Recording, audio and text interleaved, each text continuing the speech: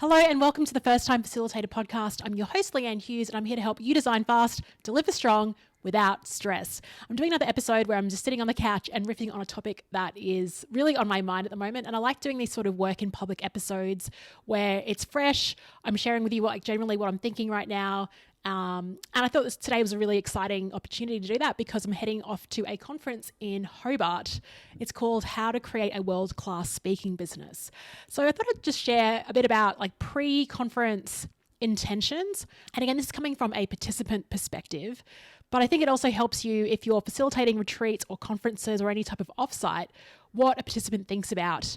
And I really have to give kudos to Andrew Griffiths and Keith Abraham and their support team who have just really done a spectacular job in terms of all the hype before the conference, but also setting the right expectations. So I'll share a bit about what they're doing and how that has just really helped create, I think it's going to be an amazing experience. So we'll talk about that. First of all, I just want to share a few things about the book, behind the book, what's going on. So the book was unofficially released on the 27th of June this year. So it's been out just over a month now. And the response has been I am blown away by the response. And I kind of go on about that, but even when, first of all, if you've posted the book, if you've shared it, if you've bought it, if you've commented, if you've had any part to do with it, you've been part of the workshop Wingmates. And thank you so much for doing that. The surprise has been when people have posted the book on LinkedIn, or social media, the second or third degree networks of people have just said, oh, I want to buy the book. So something about, I think the title and the cover is resonating with people, but also I think the social proof, right? When you trust someone that's posting your product or posting about your service, it really has a huge impact on their buying decision as well. So thank you for sharing the love. This week, I had my first 3-star review. So that was interesting in terms of, I didn't get any feedback on that. But what's interesting about that is it's a book. So it's not like I can change anything. And not that I would anyway. There's probably a few things I'd kind of highlight. So I was going through creating the Audible version. I was rereading some things and going, I don't know if I would say it in that way in terms of sentence structure as opposed to content. The content I think is, hand on heart, I would go with that still. Maybe in 6 months or a year, I might change my mind on certain things. What I'm trying to say is once you've had a book and it's out there, you can't really change it. Whereas with workshops, when you get feedback, it's constantly a continuous improvement process, particularly if you're kind of delivering the same thing. And every workshop is a real opportunity for you to really get feedback on and pay attention to what's resonating, what are people asking you more questions about.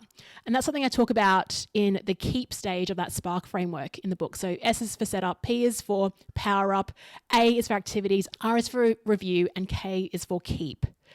And the keep part is something my weakest point is that, you finish a workshop and it's okay, done, now move on. But it's there's so much value in just you personally reflecting on what actually worked in that session. Anyway, I got off track there.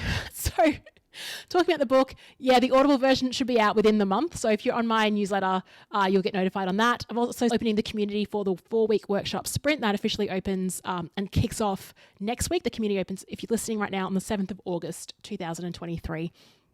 And what's interesting about with Amazon and the stats that you get from book releases, I can see which marketplaces are the most popular. And over 70% of the books sold are in the USA. I will be going there later this year. I've had a couple of clients reach out about doing some 2-hour workshops in person, as well as some multi-day events, all about first-time facilitator workshops, train the trainer, but also 2-hour workshops, really making that a fun theme that comes to life. So if you are in the US, if you would like a session, while I'm over there, I'm thinking mid to late October, early November. Please reach out, hello@leannehughes.com. I'm currently mapping the itinerary. I think I'm going to start on the East Coast because that's where the gigs are, and then maybe sneak in a workshop with Alan Weiss. I think he's presenting in San Diego in mid-November. So, and there might be a Formula One in there somewhere, we'll see. But that's what I'm sort of planning at this stage. So while I'm mapping that out, please reach out. I've had a few ATD member associations reach out about speaking. So doing events where we're handing out books and things like that. So get in touch. Okay, so the focus of this episode is really around me as a participant leading into a conference. Today is Sunday and I fly out to Tasmania. So the event's being held in Tasmania. If you don't know Australia, I've actually never been to Tasmania. It's one of the only states in Australia I haven't been to. So I'm very excited about that. And that's another thing. Something I talk about in the book is begin with the experience in mind. not with the end in mind, begin with the experience in mind. And that's what Andrew and Keith have done superbly with this. One is Hobart is like another character in this conference, right? The actual location of where you're hosting it. And it was appealing to me, even though it's winter right now. It's kind of like freezing weather down there. I'm really anti-winter, if you don't know already. But something about Hobart, which is the location, which actually had a huge part of me wanting to go down there. It's like, oh, it'd be nice to get away. It's a cozy place. Everyone tells me to get to Hobart. The food's really great there. The coffee scene's amazing. I always love to look for new locations to run. So just thinking about that, beginning the experience in mind is, okay, it's in Hobart. So my question for you is, if you're hosting a retreat or a conference, really consider that where you're hosting it is actually a really important factor as well. I was working with a client and they mentioned that one of their key strategic factors was actually opening up operations in Western Australia, on the other side of Australia. And so if they're looking at strategy formulation, why not host it in Perth? Why not host it in Western Australia where you want to be? So actually leading with the vision of what you want to create and how can you design your experience based on that. Now, this also links into the conference. What I also loved that came out in the pre-communications was what to pack, but what to wear during the event. Now, this event is all about how to be a world-class speaker. And I really did laugh when I think Andrew in his email said, unless you're a tech billionaire, world-class speakers should be the best dressed in the room. And so what he's encouraging all of us to do is to dress for every day of this 4-day event as if we are world-class speakers. Isn't that awesome? Like, I just think that is just so nailing the brief. It's like, at first I was thinking, it's so much easier just to like rock up in jeans and like casual canvas shoes and just enjoy it. But you think a lot of this is actually the mindset of who you want to become. So when it comes back to you working with your clients, who do they want to be? Who do they want to become? And how can you shift your event to start putting someone in that place? Like often the feedback when I was doing my marathon training, again, when I got sent the marathon program, it's like, if you want to be a runner, like just run. That's it. I think we get confused with like, I need to do weight training. I need to do all this like other stuff. But it's like, actually, to be a runner, you just need to run. And I think we kind of overcomplicate things in our lives. I really do think there's some power in that. On the topic of world-class speaker, this week I had an opportunity where I was running 2 masterclasses for a global oil and gas client. So the first one was on Wednesday afternoon, and then I ran another one on Thursday. That kicked off at 11:30 p.m. and it finished up around 1 a.m. But I was buzzing so much after that. I didn't really sleep till like 2 o'clock in the morning. So I'm kind of still recovering from that.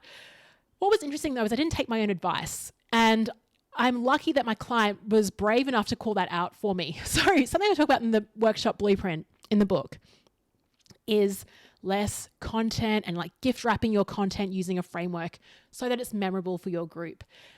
And it's funny, like I am a bit of a rebel sometimes, not like a rule breaker, but I like kind of pushing things and just testing things. I kind of often joke that I'm uncoachable. And it seems like I'm uncoachable even for my own framework. And as I was mapping out this masterclass, I had all these ideas and I thought, oh gosh, all of these are so useful. If I can just sneak them in like here and like give people a quick win. And it honestly, like it became a little bit too jumpy. After that first session, I had feedback that, look, the content was fantastic, the engagement was amazing, let's just simplify it. And I really appreciate that call out because the second one was phenomenal. And I think it's something that this topic, it was called the trust trap. What I talk about is it's not even about trust, that's a trap. It's about giving unconditional confidence, really based on the teachings of Alfred Adler in his book, The Courage to be Disliked. I really think there's a lot in that. I think as facilitators, we inherently do that. When I think about my background as a first-time facilitator, I didn't really give confidence to the group. That's why my run sheet had timings like this minute do this minute do that. There was no space for contribution from the group because I didn't have confidence that the group would contribute. And this played out in that first masterclass that I shared this week where I broke my own rule. It's like I had everything. It was like all this information and we were getting amazing responses like that were coming through chat that I could have riffed off and really brought in and had like more space to really respond to that rather than just like calling out a few comments and moving back onto my content. And so back to this point of being a world-class speaker, I think I get really uncomfortable with just being a keynote speaker and going up there and it being like not a lecture, but just it's a monologue. I'm really uncomfortable with that. I think it's because of my background in, groups and getting conversations moving, but also maybe, and I don't know about you if you're listening to this, but I've been to events where I'm like, I'm just so ready to turn to the person next to me and just share something, or I've got an idea, I really want to contribute to this. And I talk about this in the book. It's like, we don't need necessarily more information. It's more about what are some thoughts that you can provoke, and how someone in their day-to-day life, how they connect to that. What does it mean for them? From time to time in Brisbane, I'll host like business breakfasts and just invite a range of people from different industries. Some are clients, some aren't. Some people I've spoken to, some people I just want to reconnect with because it's been some time. And I try to mix up the groups, and I'm really keen to do this every quarter. Next quarter, just got to block in the US tour dates before I confirm that breakfast. And it's typically like CEOs, founders, and we have these discussions. And all I did for that was, again, the same thing, like 3 prompts, a conversation, 3 provocative ideas, and then just open up the conversation and see what's resonating with people. And the value always is that people are connecting and going, oh, wow, I didn't realize that other people had this challenge, or they might get an idea from someone else in the room that's actually trying things a little bit differently, and that's how they're incorporating it. And there's extreme value from that. So yeah, I don't know if it's me being uncomfortable with like being the expert, but now what was interesting is I simplified it for that second session, which was at 11:30 p.m. So you think, oh, I probably wouldn't have performed as well. I just felt so centered and present, and there was more time for me to comment and respond. We had people coming off mute from Texas, from Chile, and it was just phenomenal hearing what they had to say. So yeah, just being like comfortable to have confidence in people that are sharing, that are asking questions, is a really important thing. On that note, so I guess you could call me a world-class speaker, or a global speaker. I don't know. World-class, what is a world-class speaker? So there's a few, I guess, questions going into this. And usually, like, I don't really set intentions. So I guess the question is, like, what is a world-class speaker? Is it about the delivery of the speech, or is it the way that you're packaged, or like what Andrew talks about, it's how you show up, what you wear, how you present? What does it take to be a world-class speaker? That's a question I have. In terms of other intentions for this conference, so here's some things they've done really well. I think they have a really great title for this workshop, and it's what I talk about in the book. And it's an aspiration, it's a result. It's not they weren't saying, oh, are you frustrated with the lack of bookings or whatever? They were like, do you want to be a world-class speaker? It's like, and it's aspirational. It's like, yeah, I want to be world-class. So, I mean, tick for that. The other thing they did was, I think it's a small group, so that gives us more time to actually work through things. It's over 4 days. I think that was a bit of a risk for them to take 4 days, but then you think the amount of time we'll actually get to do things as opposed to hearing things and having to do it later. Again, something I mentioned in the book is it's a workshop, not a do it later shop. It's like do the work in the workshop. And I'm sure there's going to be a lot of work for me to do afterwards, and I'm sure my thinking will be challenged. But the fact that we've actually got some time, and it's generous time to learn a few things and also think about how we're going to do that for our business, I think is really, really valuable. The other thing I did is I opened up a Facebook group, and that's been great. And they've been very good with like sort of drip feeding information about Hobart, about the location, about the timings of the day, getting everyone to introduce themselves. And we're seeing a very unique group, people from all different career backgrounds, ages, speaking experience, which is awesome. Really excited to learn from a lot of other people, and just enjoying the chat and seeing what's happening. The questions people are asking, I find fascinating. I haven't been too active. I've just been more like, but I appreciate it. Like I've been sort of liking things, and I've got a really high level of certainty based around this. I'm not feeling any nerves at all. What I'm sensing from this crew is that it's, they're all over it. And that's all you want to know as someone entering a conference or event is like, okay, I feel safe here because I know what I need to know. Andrew released I think it was like 8 tips before coming to the conference. And one of the tips was, hey, just be okay that things will go wrong. Like the coffee might be cold one day, there might not be any milk. The air conditioning might be too cold. It's like, it's not a big deal. These things happen.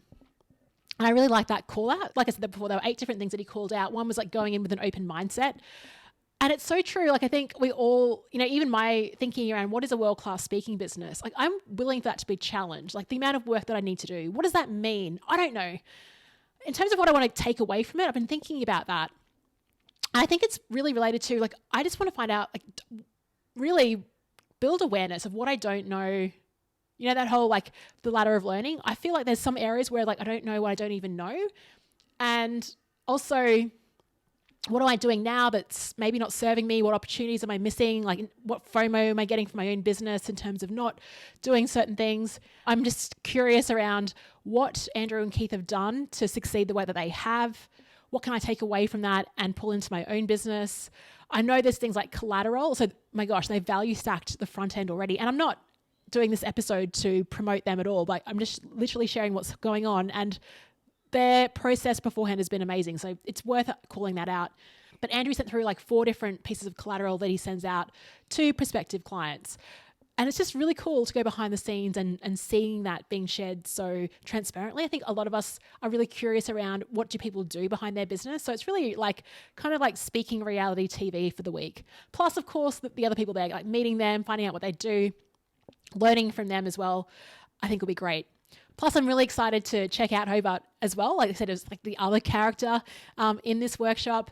I'd love to hear, like, what do you do before conferences when you're traveling to plan?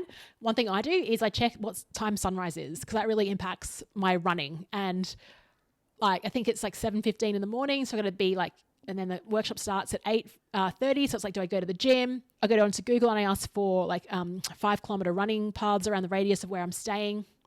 Oh, yeah, the other thing, my really good friend, Jo Alilovich. Hi, Jo, if you're listening. When we both booked like really early on, early this year, and she was like, oh, we should stay in an Airbnb. And I took a look at the weather. I'm like, I cannot think about even commuting from like a lovely Airbnb. I'm sure it'll be like a beautiful walk to the hotel. But in that walk, I'd have to rug up. Not interested. Like I'm happy to go outside and go running and, you know, try to work up a sweat, but like having to commute to the hotel, like I'd rather just stay in the hotel. So I made that decision very quickly. And I think it kind of reflects, I guess, values. Someone in the group has shared that they're staying in this beautiful historical place.